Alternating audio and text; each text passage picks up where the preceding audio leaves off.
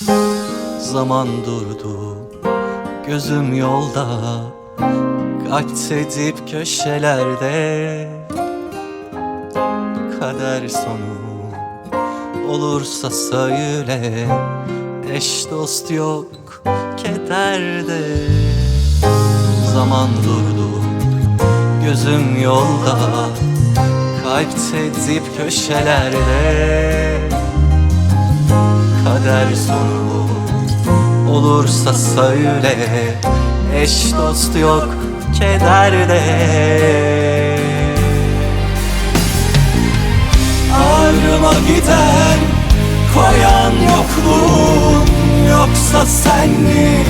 Ben bile unuttum, hadi dön deme. Dönemez gururum, bir sana değil bana da uçurum. Ağrıma giden koyan yokluğun, yoksa sen mi? Ben bile unuttum, hadi dön deme.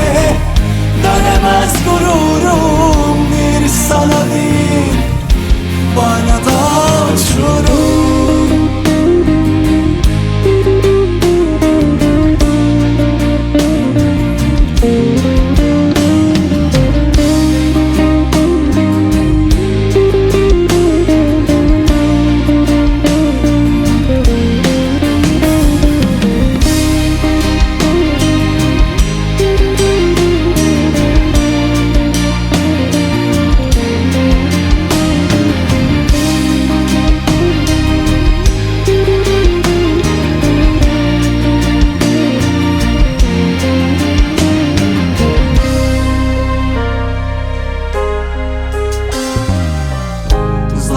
Durdu, gözüm yolda, kalpte dip köşelerde.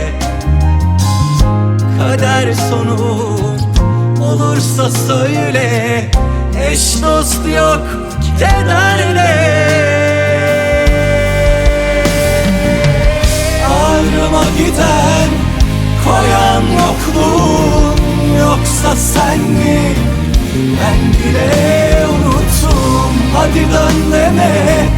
Dönemez gururum, bir sana değil bana da uçurum. Ağrıma giden koyan yokluğun, yoksa sen mi?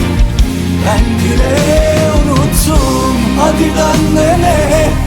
Dönemez gururum, bir sana değil bana da uçurum. Ağrıma giden koyan yokluğun, yoksa sen mi? Ben bile unuttum, hadi dön deme. Dönemez gururum, bir sana değil bana da uçurum.